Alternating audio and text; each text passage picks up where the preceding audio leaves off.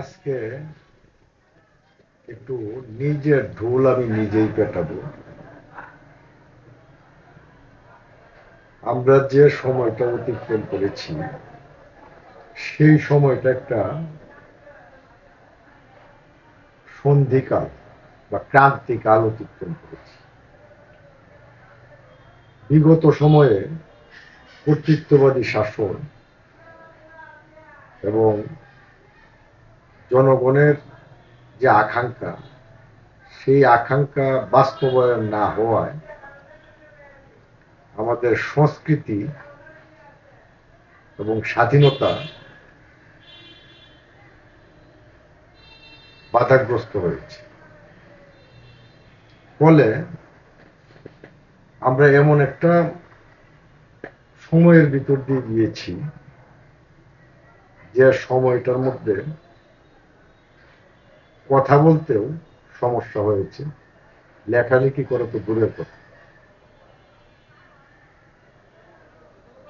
এর মধ্যে একটা অভূতপূর্ব ঘটনা ঘটেছে, সেটা হচ্ছে সারা বাংলাদেশের মানুষ ঐক্যবদ্ধ হয়েছিল এবং তারা একটি অভ্যুত্থান ঘটিয়ে ফেলেছে।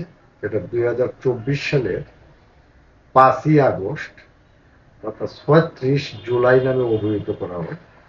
এটাকে কেউ বলতেছে জুলাই বিপ্লব, কেউ বলতেছে ছাত্র জনতার গণ অভ্যুত্থান, কেউ বলতেছে আগস্ট গণ অভ্যুত্থান।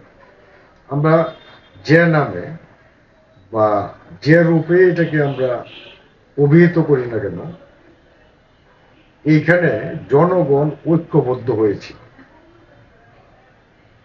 এবং এই যে জনগণ ঐক্যবদ্ধ হয়েছিল, আমাদের এই সমাজে এবং রাষ্ট্রে বিভিন্ন ধরনের বিভাজনের রেখা আছে। এই রেখাগুলি কি? একটি রেখা হচ্ছে ধার্মিক বনাম ধর্মনিরপেক্ষতা, এটা একটা বিভাজনের রেখা। তারপরে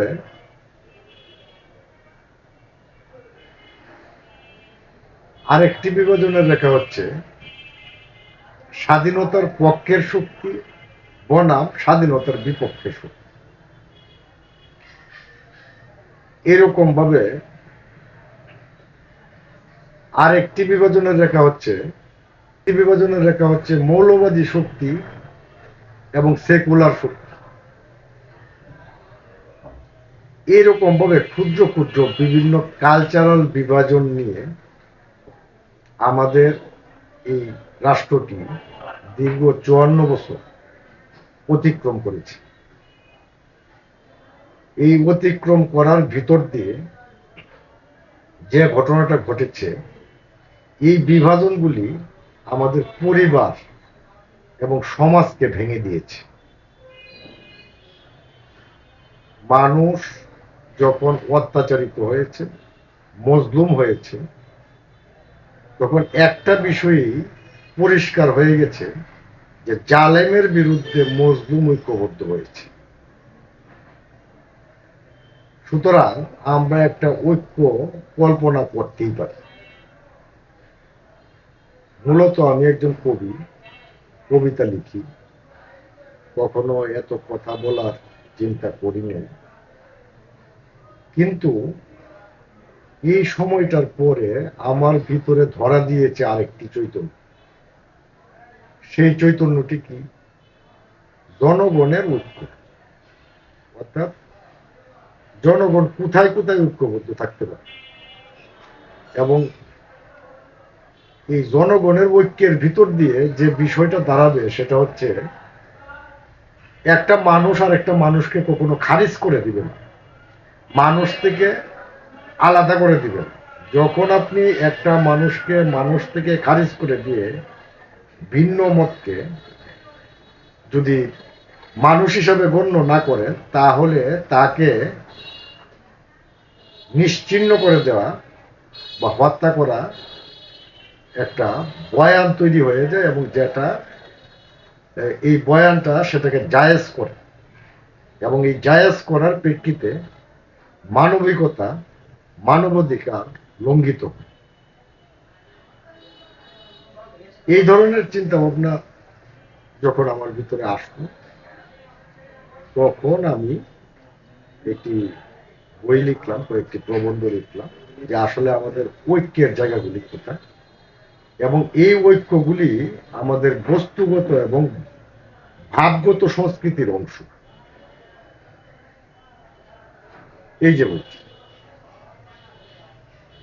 এই বইটির নাম হচ্ছে জনগণের ঐক্য ও সাংস্কৃতিক বিপ্লবের আকাঙ্ক্ষা। এই যে জনগণের ঐক্য এবং সাংস্কৃতিক বিপ্লব, হ্যাঁ, আমরা হয়তো একটা গণ অভ্যুত্থান ঘটে গেছে, বা এটা একটা, অনেকেই সেটা বিপ্লব নামে অভিহিত করে, কিন্তু আমাদের সংস্কৃতির পরিবর্তন ঘটে নাই। এবং এই সংস্কৃতিটাকে একটা ঐক্যের মধ্যে নিয়ে এসে এই দেশের সকল মানুষকে ঐক্যবদ্ধ করে একটি রাষ্ট্র গঠন করতে হবে। এটা হচ্ছে আমার চিন্তা। এই চিন্তার ভেতর দিয়ে আমি কিছু ধ্যান ধারণা দিতে এই বইটির মাধ্যমে চেষ্টা করেছি। আমরা আর বিভাজিত হতে চাই না, মানুষের মধ্যে আর কোনো ধরনের বিভাজন রেখা টানা যাবে না। এই দেশের যারা পাসপোর্টধারী, এই দেশের যারা নাগরিক, তাদের মধ্যে কোনো বিভাজন রেখা টানা যাবে না। পরিষ্কার কথা, ন্যায় প্রতিষ্ঠা করতে হবে, সাম্য প্রতিষ্ঠা করতে হবে, সকল নাগরিকের জন্য নাগরিক মর্যাদা প্রতিষ্ঠা করতে হবে, এবং মানবিক মর্যাদাও প্রতিষ্ঠিত করতে হবে। এইগুলি আমরা কিভাবে করতে পারি, এবং কিভাবে আমরা ঘৃণা থেকে সরে গিয়ে, ঘৃণার রাজনীতি বা ঘৃণার সংস্কৃতি থেকে সরে গিয়ে আমরা একটা ঐক্যের সংস্কৃতিতে প্রবেশ করতে পারি, এবং আমাদের যে চিরায়ত যে বিষয় আছে, বিষয় আসলে কথা আছে, এই চিরায়ত বিষয়গুলি হচ্ছে, আমরা আসলে বিভাজন চাই না। আমরা যৌথ পরিবারে ছিলাম, আমাদের পরিবার ছিল, আমাদের সমাজ ছিল, এবং সামাজিকভাবেই আমরা পরস্পরের প্রতি শ্রদ্ধাবোধ নিয়ে আমরা চলছি। কিন্তু দেখা গেছে যে এখন সমাজ, পরিবার সবকিছু ভেঙে যাচ্ছে। সেই ভেঙে যাওয়াটাকে ফেরাতে হবে, ঐতিহ্যকে রক্ষা করতে হবে। তাহলে আমার এই যে বইটি, জনগণের ঐক্য এবং সাংস্কৃতিক বিপ্লবের আকাঙ্ক্ষা, এই বইটি আপনারা সংগ্রহ করবেন, পড়বেন, মতামত দিবেন। এবং আমি যে চিন্তা করেছি, এই চিন্তার বাইরে যদি এই ঐক্যবদ্ধ করার জন্য আরো চিন্তা আপনাদের মধ্যে থাকে, সেটাকে বিকশিত করবেন। যে কোনো মূল্যের বিনিময়ে এই দেশের নাগরিকদের মধ্যে ঐক্য ধরে রাখতে হবে।